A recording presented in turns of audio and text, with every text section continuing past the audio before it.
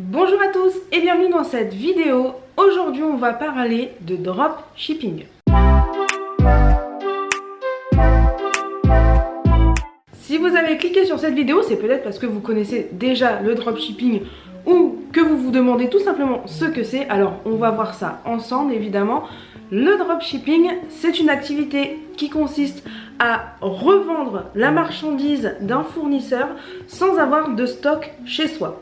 Par exemple, si vous avez un fournisseur qui se trouve au hasard, juste comme ça, en Chine, et que vous voulez revendre ses produits, eh bien vous pouvez simplement dire à cette usine: tel client m'a commandé votre objet, il faut lui envoyer à telle adresse.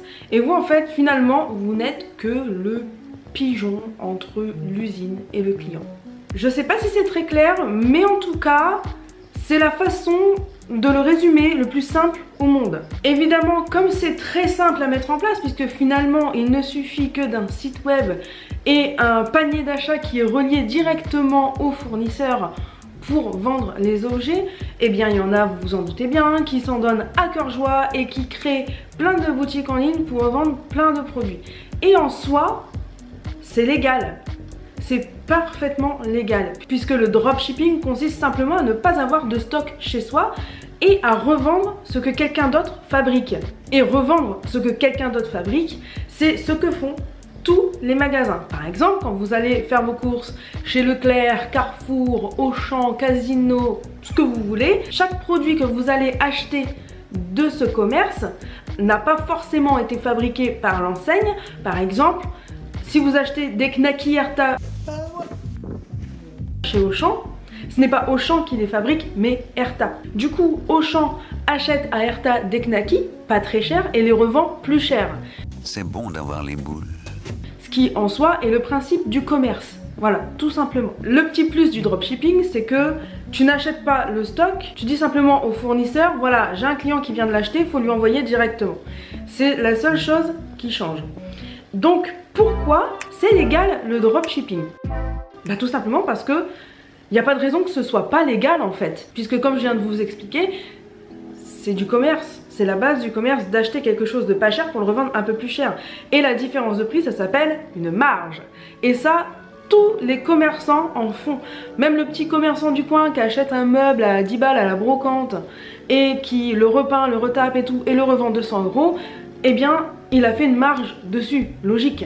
Parce que sinon, on ne survit pas en fait. Là où le dropshipping pose problème, pour moi à mon sens, et c'est pour ça que je suis pas très friande de ce genre de choses, c'est que souvent il y a tromperie sur la marchandise, souvent on ne l'annonce pas, souvent on ne dit pas que c'est du dropshipping, souvent on n'explique pas trop en détail d'où viennent les produits, hein, on met un truc un peu flou, un petit peu ambigu.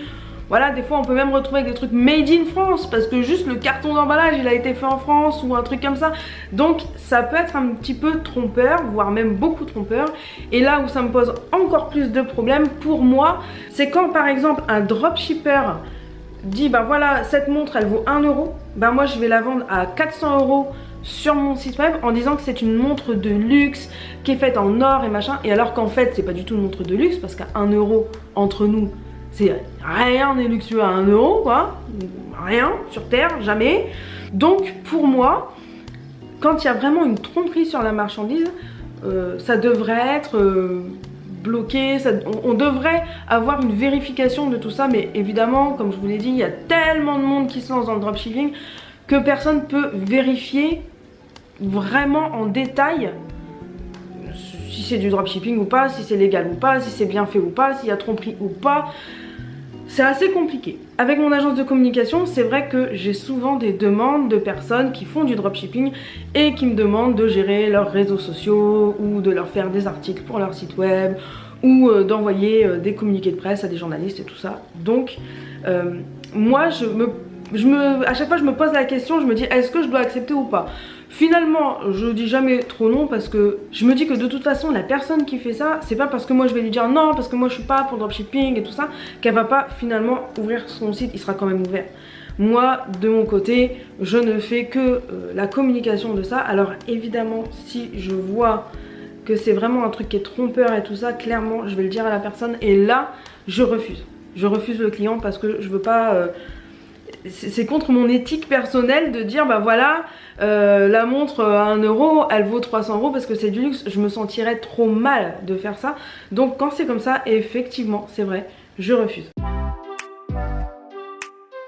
Moi je pense que le dropshipping, ça peut être un bon moyen de se lancer quand on a envie de découvrir un petit peu l'univers des boutiques en ligne, l'univers du web et tout ça, mais à condition de le faire correctement. Moi je pense qu'il faudrait l'annoncer, peut-être pas en grand sur un site web dès qu'on arrive en me disant c'est du dropshipping, non, parce que du coup tout le monde va se barrer, ça sert à rien, mais mettre une petite phrase, nous ne possédons pas de stock dans nos ateliers, dans nos entrepôts ou où tu veux, notre usine se situe à machin truc, et en mettant le lieu.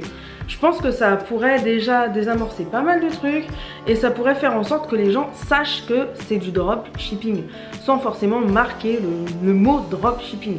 Je pense qu'ils auront beaucoup de mal à rendre le dropshipping illégal parce que en soi, c'est pas, enfin il n'y a rien de pas légal là-dedans. Donc ne pas avoir son stock directement chez soi, à la limite ça peut être le seul truc qui peuvent rendre pas légal. Le fait de ne pas avoir ton stock directement et de le faire venir d'une usine ailleurs ou de ne pas l'avoir dans le même pays ou j'en sais rien. Mais à mon avis ça va être très compliqué parce que si le commerce, enfin n'importe quelle boutique en ligne va vous vendre des produits qu'elle a acheté pas cher et qu'elle va les revendre plus cher. Donc vraiment le seul truc qui pourrait faire en sorte qu'on illégalise le dropshipping, c'est de faire en sorte qu'on se dise bah voilà, si vous n'avez pas votre stock chez vous, vous n'avez pas le droit de vendre. Et je pense que ça pourrait poser problème pour beaucoup d'entreprises parce qu'il y a par exemple le siège social, la boutique physique, une boutique en ligne évidemment, mais un atelier, un entrepôt ou peu importe. Et ils n'ont pas forcément le stock au siège social, donc ça pourrait être un petit peu compliqué. Donc je sais pas comment on pourrait se dépatouiller pour rendre ça illégal, mais à mon avis, le dropshipping a encore de sacrées bonnes heures à vivre parce qu'on aura beaucoup de mal à faire en sorte que ça n'existe plus. Alors maintenant, je vais vous donner quand même quelques petites astuces pour savoir si un site web c'est du dropshipping ou pas. Alors évidemment, ces astuces que je vais vous donner, c'est pas parce que je vous dis ça que forcément c'est du dropshipping. C'est un ensemble de choses. Premièrement, vous allez dans les mentions légales et si c'est marqué Shopify, il y a de très grandes chances pour que ce soit du dropshipping. Je dis très grandes chances parce que Shopify ne font pas que du dropshipping. Ils font, bon, on peut aussi ouvrir une boutique en ligne et avoir nos propres stocks chez nous. Mais généralement, les dropshippers fonctionnent beaucoup avec Shopify parce que c'est le meilleur moyen, c'est le plus pratique. La deuxième chose, c'est les avis. Les avis sont toujours pareils. C'est-à-dire que vous avez toujours la même typographie, la même forme. Les photos, elles sont toutes un peu bizarres, on va dire. Et troisième chose qui est un petit peu en lien avec les avis, c'est que vous pouvez enregistrer l'image de l'avis, parce que généralement il y a des photos avec, et faire une recherche image sur Google. Et là vous allez vous apercevoir que vous allez tomber sur Nathalie qui devient Francesca parce que le site il est italien, qui devient Brigitte pour l'Allemagne. Enfin voilà, c'est toujours la même personne, le même avis, mais avec un nom différent en fonction du pays où on se trouve. Et ça c'est un indicateur en général qui est assez présent sur les sites de dropshipping. Le quatrième point, c'est que souvent on vous met un compte à rebours avec une super promotion, il y a moins 200 € sur le tapis de yoga et vous n'avez plus que 4 heures pour en profiter. Généralement cette incitation à l'achat, on essaye de vous précipiter à l'achat, de vous dire vous n'avez pas le temps de réfléchir, en fait c'est maintenant ou maintenant.